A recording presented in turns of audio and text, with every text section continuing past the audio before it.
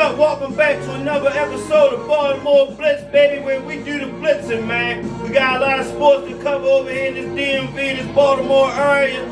Let's get to it, y'all. Let's get to the bottom of it, shorty. I appreciate you guys for coming through and watching me on a Sunday. You heard me? Now let's do it.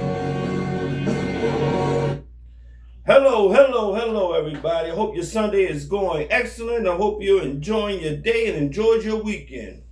All right, man. Let's get to these Orioles, man. Let's talk about Trevor Rogers. Trevor Rogers, our ace pitcher, has got back on track the other day. He was lights out the other day. I think it was the last game against the Red Sox. We won 8-2. Orioles scored 6 runs early. We just put belt to ass to those guys, man. We got them out of there early. It's a pretty good game, man. The next game, we went to now we're in Toronto. Now we're getting with the division now. We got a little stretch of these guys. You know what I'm saying? We crushed the Blue Jays 13-3, man. It was just like they was playing T-ball outside, man. Game was like excellent to me. I loved it. 13-3.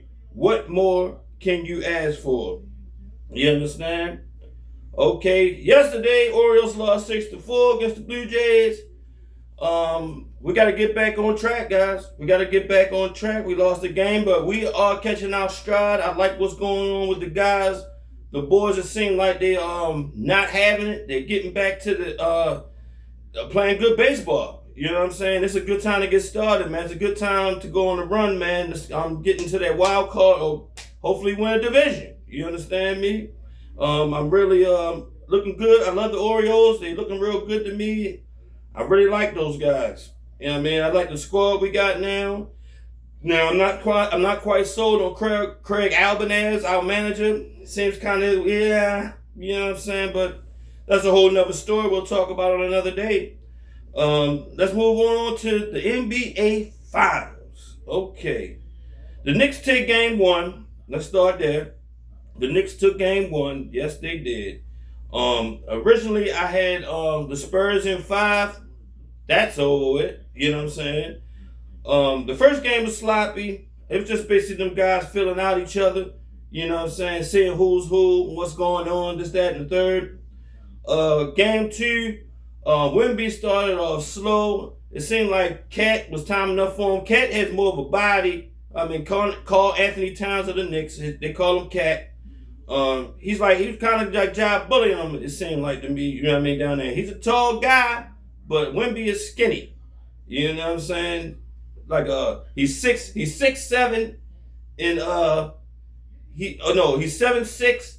Well, it is 6'7" today. It's crazy, but he's 7'6", maybe 115 pounds, right? You know what I'm saying? He's just way too little. You heard me?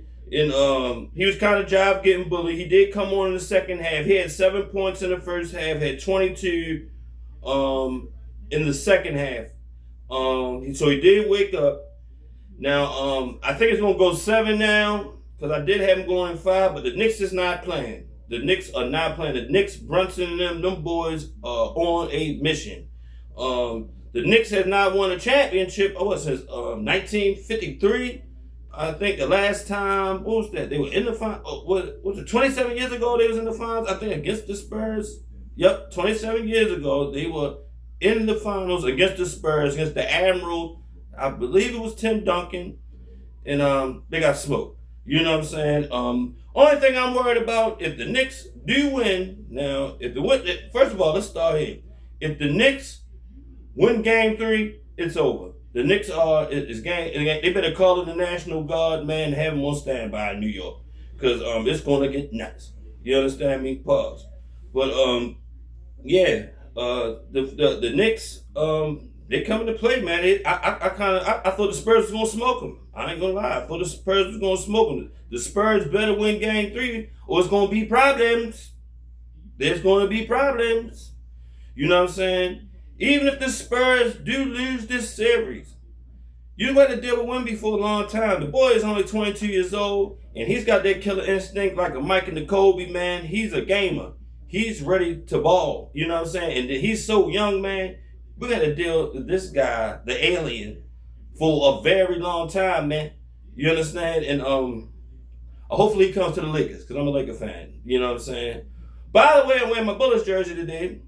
Y'all remember the Bullets used to be in Baltimore before they were down there in Washington.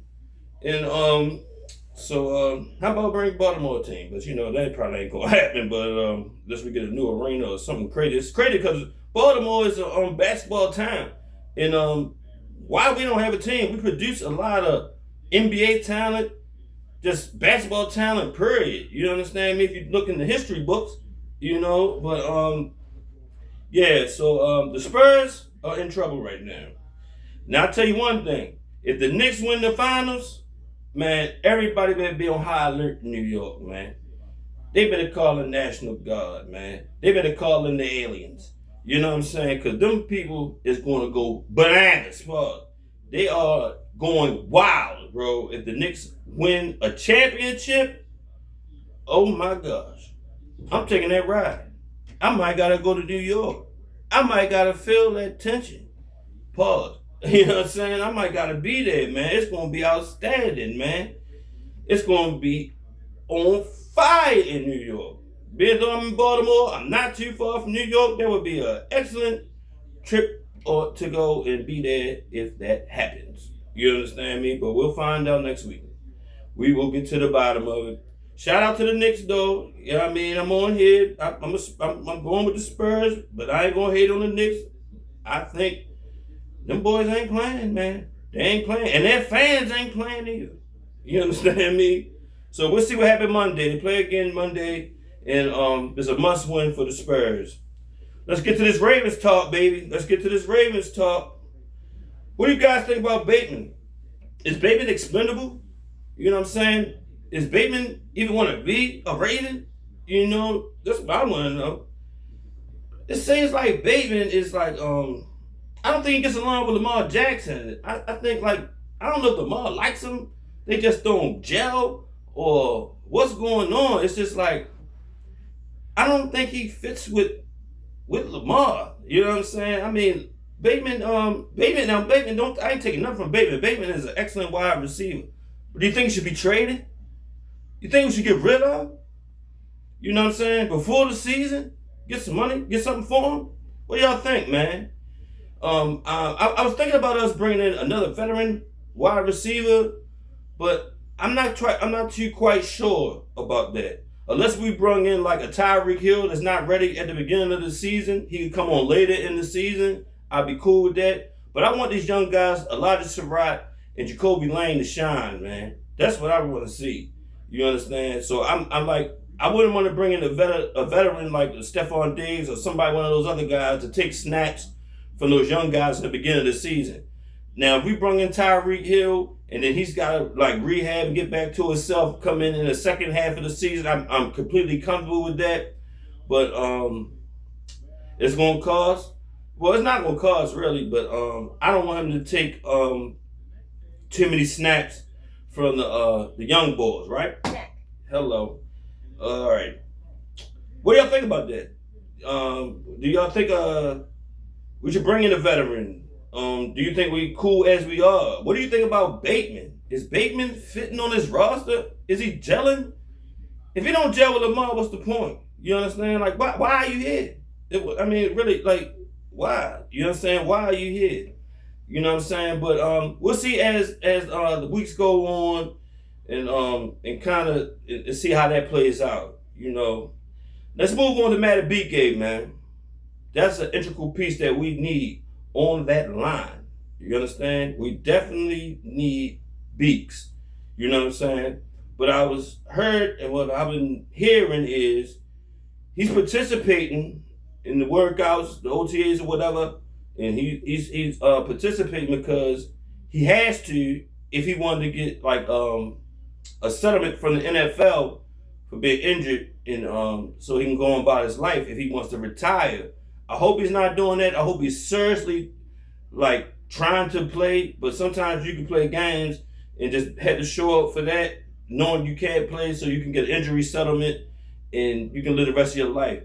You know what I'm saying? Shout out to Beaks. If he is doing that, I'm not mad at you, but damn, You understand? You know what I mean? That would really hurt us, man. But hopefully that is not true.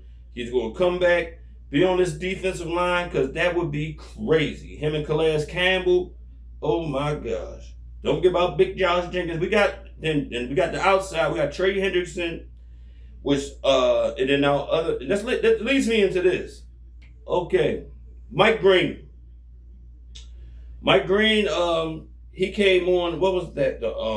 He was on the Lounge podcast, and he was talking about the defensive philosophy of last year, whereas though it kind of had him in like a contain thing instead of him attacking the quarterback, which he didn't like. You know what I'm saying? So a lot of guys wasn't feeling that. It like kind of held them back. You know what I'm saying? What goes back to Harbaugh as being ass. You know what I'm saying? And which means Zach Orr was ass. You know what I'm saying? Zach Orr just basically got the job because I mean he's a Raven. I don't want to take nothing from Zach Orr. Let's go there. Let's start there first. I don't want to take nothing from Zach Orr. He gave us some good years. He had an injury. He ended up getting the settlement I was talking about, like maybe Big A maybe trying to do from that neck injury thing. You know what I'm saying? So they gave him the job. I don't believe he was ready. And he ended up being ass. And I remember all the guys they were like, man, we trust him what Michael Orr was saying last year and the third. But I could look in their eyes and I could tell, man, that was baloney. You know what I'm saying? So I hope that is not the case. You know what I'm saying? But Mike Green was saying, like, basically he wasn't being used right. And I believe him. You know what I'm saying? The philosophy was not where it's at. Because you can tell when Ogwe was traded, you know what I'm saying, to the Chargers, he gets 10 sacks. Like, out of nowhere. You know what I'm saying? So it had to be us. You know what I'm saying? So, luckily, we have Jesse Minter here. Zach Orr's gone. He's out there with Mike McDonald, our former defensive coordinator, so he's in good hands. You know what I'm saying? But I really believe that coaching staff held us back, man. Lamar should have been had a ring, bro. You know what I'm saying? But that's neither here nor there. Y'all see what Harbaugh's doing up there in New York, getting everybody injured in the goddamn way. Chased Dexter Lawrence to Cincinnati, got him out of there. You know, veterans they don't never like Harbaugh when he came in. You know, because Bart Scott, Terrell Suggs, Ray Lewis, them guys did not like Harbaugh when he came in, because he came in here, it's my way or the highway type of mentality, and that didn't work here. Now, moving forward, we leave that alone. No, we're not going to leave that alone. Now, being as though we got Mike Green's got a real issue now. Because that boy Zion Young is coming for his job. Now, I know they're going to put him in the rotation. Them guys is going to get playing time. But Zion, he can rush the passer, but he's way better at stopping the run than Mike Green. You know what I'm saying? That could play a big role, a big role in him, like in playing time. You know what I'm saying? For who gets the most playing time. Because Zion can do both. Now, I don't want to forget about Tavius Robinson. That's my guy, too. So you got to put him into play. He's going to be in there. But right now, they're saying like Zion is winning. But they're saying Mike Green is looking like on fire. Because, you know, I believe Jesse Minter is going to bring the best out of bro and make it happen. You understand me? But Mike Green, he's going to have to come show up this year. Because that young boy, Zion Young, is a dog, bro. And he's coming for jobs, bro. And he's ready to go. You know what I'm saying? So, but I know they're going to be in the rotation on the other side, Trey Henderson. I can't wait to see how that plays out in training camp. You guys put down in the comments of what y'all think about that. But I want to move on to another subject. Our tight ends, our young tight ends, Matt Hibner and Josh Cuevas, which I call him Jose Cuervo. You know what I'm saying? We got him. Those two guys, they saying those guys are smart. You know, well, Cuevas, he came from Bama. I'm a Bama fan. You already know what you're getting from Bama. You're getting pro ready. Matt Hibner is from the DMV area. He's played in this. He's going to be a fan favorite because he's from the area. You know what I'm saying? He's from Maryland. He's went to school here. The guy's crazy. They're saying those guys are looking really good. Both those tight ends. Those guys under Mark Andrews. I'm going to go out on a limb and I'm going to say this, right? I really believe that Matt Hibner and Josh Cuevas, they're going to be secret weapons. Being as though Lamar really likes his tight ends, I think those guys, those two rookies, are going to have a big season, a big integral part in what the Ravens do this year, man. And they're saying those guys are looking like they are looking the part. You know what I'm saying? So watch out for Matt Hibner, the rookie tight end from SMU, and then Josh Quavis from Alabama. Watch out for those guys, man. I think they're gonna be secret weapons. You heard it here first on Baltimore Blitz podcast, and I think that's going to be an issue for a lot of teams in the league. I'm really excited for the season to start. God damn it, can training camp get here? Because I'm ready to talk about. I'm ready to see these boys on the field, man. I'm ready for us to get to it. We got a lot of smoke in the division this year. I'm so glad Myles Garrett got the hell out of here. So yeah, kudos, get him out of here. Hello, checkmate. You know what I'm saying? Get him out of here. Yeah, he's over there with the Rams super team, what they building over there. It's going to be the Rams in the Super Bowl and either the Ravens or Buffalo meeting them in the Super Bowl. That's the only way I see it happening this year coming up. But, I'm going with the flock, baby. You know what I'm saying? Josh Allen, I think their coach is there with Joe Brady and that dude. I think they out there. They should have kept Sean McDermott, but that's neither here nor there. Josh Allen picked his own coach, so it's my doctor told me, because she's a Buffalo fan, she was like, if Josh Allen doesn't win this year, man, he's on the hot seat his damn self, because you picked your own damn coach. So good luck with that weirdness. Moving forward, Anthony Weaver spoke on Roquan Smith. Now, we had a lot of people talking about Roquan Smith looked fat. He looked slow. He lost a step. And but now they saying Roquan's in shape. Roquan's the captain of the defense. He's calling the plays, the green dot. He's looking good. They're saying, Anthony Weaver said, a lot of people are going to be looking at Roquan this year and they're going to be biting their words what they said about him being fat and slow and lost a step, because the boy is back. And I hope Roquan is back, and I believe in Roquan Smith. I love Roquan, man. That's my guy, man. If we put him on the other side, that boy Teddy Buchanan is a dog, man. I'm trying to tell you, man. Now, Trenton Simpson, love Trenton Simpson. But Trenton Simpson ain't as smart to me. I ain't trying to say he's a dummy, but I'm talking football smart. You know what I'm saying? He's not as smart to me as some of the other players. He gets lost up there sometimes. You know what I'm saying? But if you got Teddy with Roquan, linebacker sold up. Trenton Simpson off the bench, sold up. Trenton Simpson can really cover too. He's fast. But he just got to know what the hell he's doing when he's out there. Basically, you know what I'm saying? But I'd like to thank you guys for coming through the Baltimore Blitz, man. We love you guys. I appreciate the support and everybody that been supporting me, man. Y'all know who y'all are. I appreciate y'all, man. I'm on YouTube. I'm on Facebook. I'm on Instagram.